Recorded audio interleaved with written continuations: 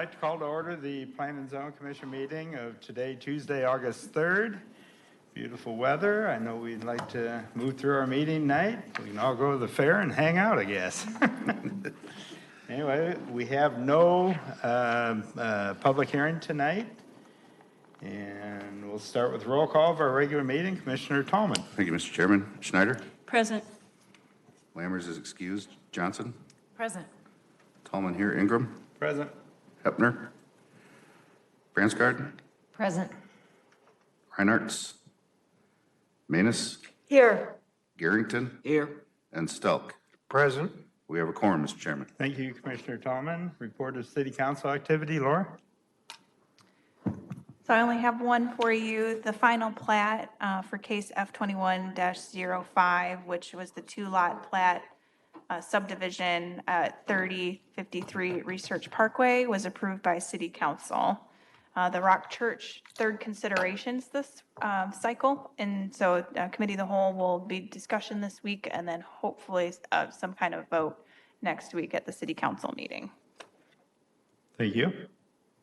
Secretary's report. Move report. Second. Secretary's report's been moved and seconded as printed. All in favor, signify by aye. Aye. Opposed, same sign. Hearing none, it will remain the same. Anything going on with comp plan, Laura? Nothing to report. Thank you. We have nothing in zoning activity this week. We have one piece of old business and subdivision activity. Commissioner Tallman. Thank you, Mr. Chairman. That is case F21-07, request of Palmer College Foundation for a final plat of a three-lot subdivision on 5.56 acres located south of 12th Street between Perry Street and Pershing Avenue. Staff recommends the Plan and Zoning Commission accept the listed findings and forward case F21-07 to the City Council with a recommendation for approval subject to the listed findings and the 10 conditions, and I so move. Case F21-07 has been moved and seconded for discussion. Matt? So this is the piece of property or a combination of properties south of 11th, between Perry Street and Pershing Avenue. It's roughly 5.5 acres of land. It's currently zoned institutional campus district, and it's shown on the future land use as both civic and institutional, as well as residential general. So as you may recall, earlier this year, Palmer College amended their campus plan for this portion of their university. So this is to allow for construction of a dormitory on the southern portion, as well as a recreational athletic field, and then a third lot, which would contain the existing apartment building for Palmer College. And the 11th Street right-of-way has also been vacated prior to this final plat. So it has been reviewed by utility companies before the submission began. So the findings, the plat conforms with the comprehensive plan. The plat prepares the area for future development, and the plat with conditions will achieve consistency with subdivision requirements. So staff is recommending approval of the plat, subject to the listed conditions. So most of them are just housekeeping items, but one, that the surveyor sign the plat. Two, the utility provider sign the plat when their easement needs have been met. Three, add a 15-foot utility easement along all street frontages. Four, provide a 15-foot utility easement along the former 11th Street right-of-way to accommodate a water main. Five, include the curved central angles in the table. Six, modify setback lines shown on the plat for conformance with the building footprints approved by City Council ordinance. Add a note stating stormwater detention and water quality treatment are required with this subdivision and will be subject to the applicable ordinances in place at the time of development. Revise the last surveyor's note to read Blakent access easements are granted to the City of Davenport for inspection of underground stormwater detention easements.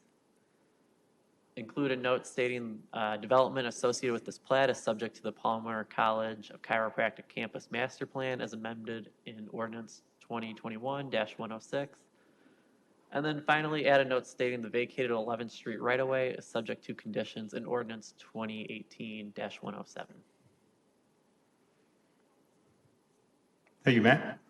Commissioners, any questions of staff at this point? Commissioner Manus?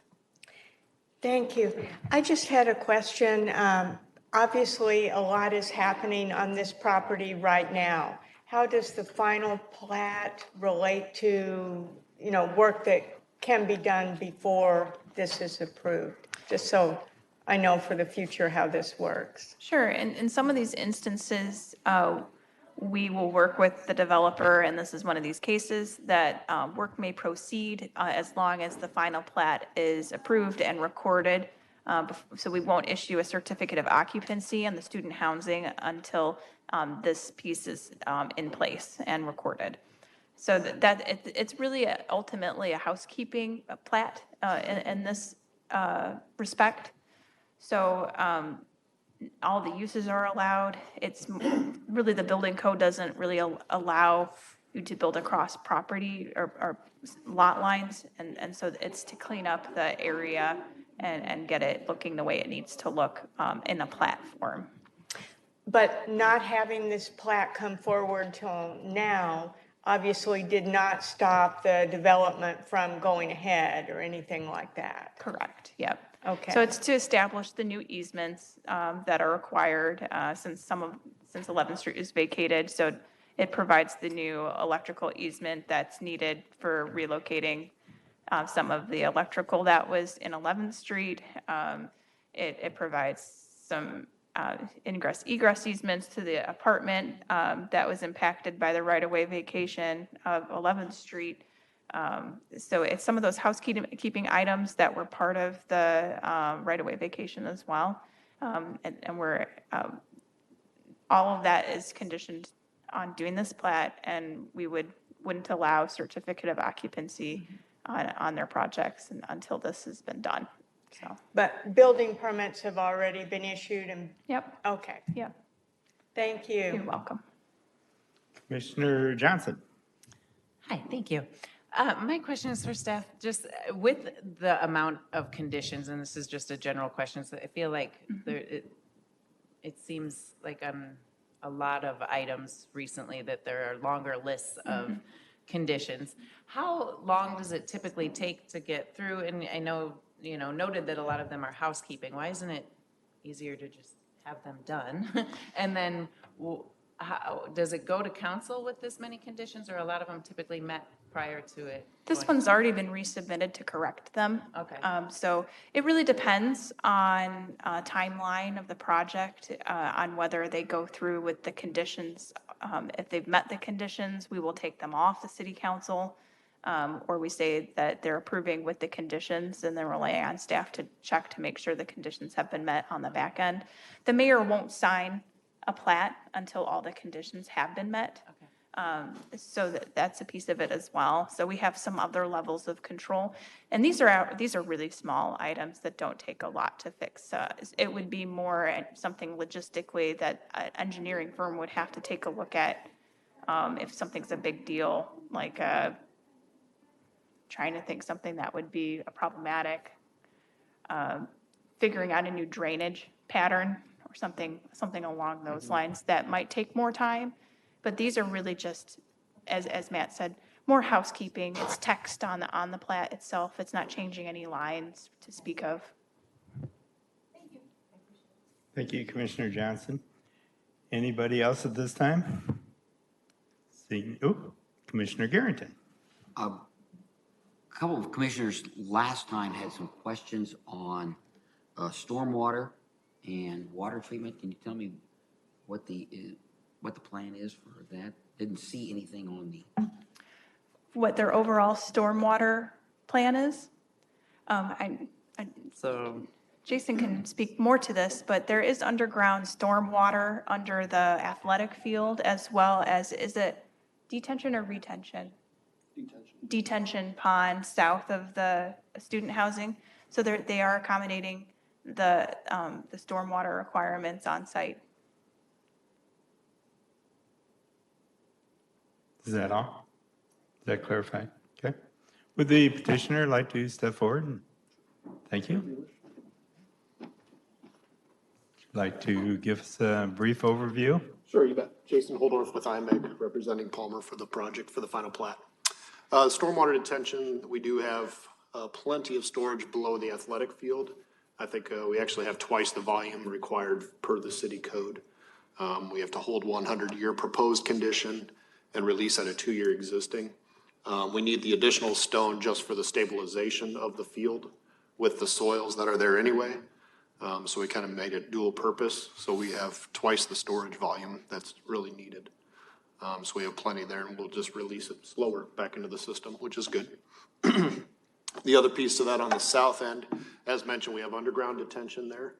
So we have plastic underground chambers that detain the water to meet those same requirements, 100-year proposed to a 2-year existing system, which then releases it slower back into the system.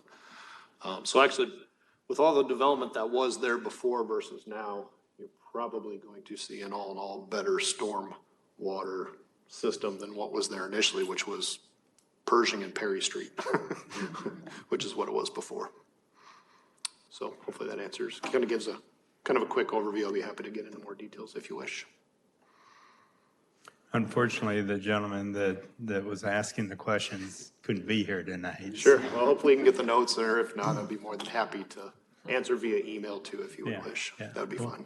Be sure to let him know that tomorrow. Let Do you them have know. anything, did that help you out, Steve? Did you have any other? Yeah. Could you move your mic closer Sorry. to you? Yeah, the field is on the north side. Correct. So, and that would be the highest level Correct. of that land because it slopes downhill to the south. Yep. So I don't really see that as having too much retention needed. It's on the top part, unless it's going to come down from somebody else farther north of your property. Yeah, it's just, it's synthetic turf. So I guess theoretically it's considered impervious surface. But we do slow it before it releases out. Definitely provides a very good filter as well. The whole field does. So by the time it makes through it all, the different layers and into the stormwater and the subdrains and such, it's pretty well filtered. I think that was part of the question that they wanted to know, why is more of it in the south end instead of in the north end? And that Sure. was the question. Yeah, you bet. Thank you. Any additional questions of the petitioner? Do you have anything else you'd like to draw out to us? I don't. It feels like I've kind of been in front of you quite a few times on the project. Yes. Throughout the last 6 months, so. But I'd be happy to answer any more if you have any. Okay, thank you. Thanks. Appreciate you. Appreciate you being here. Yep. I apologize for last week too. That's- It's, It's 100% my fault, so I apologize. I was sitting at the office and I got the email from Lauren, I go, oh. So I all apologize, I had to come back. you're the only reason we're here tonight. I just to know, let you and I know. apologize. You're I'm the only the reason only we're person here. between you and the fair, my We apologies. could already be at the beer tent, but. Yeah. Yeah. First Any- one on me. Any additional questions? Seeing none, roll call, please. Schneider, Yes. Johnson, Yes. Tallman, yes. Branscard, Yes. Manus, Yes. Garrington, Yes. and Stelk. Yes. Motion carries, Mr. Chairman. That concludes the report. Thank you, Commissioner Tallman. Any future business? We have 3 plats at our next meeting. 2 final plats for the Sophie Foster area, so for both the commercial and the residential piece. And then we have a preliminary plat for an industrial property on, it's called the Fry Armstrong property. It's north of 80, over by the Eastern Iowa Industrial Center. Okay, thank you, Laura. Communications? Anybody? Seeing none? Any other business? Not at this time. Okay. All those in favor of adjournment signify by aye. Aye. Opposed? Hearing none, we are adjourned. Thank you again for your participation. And don't hang around the beer tent too long.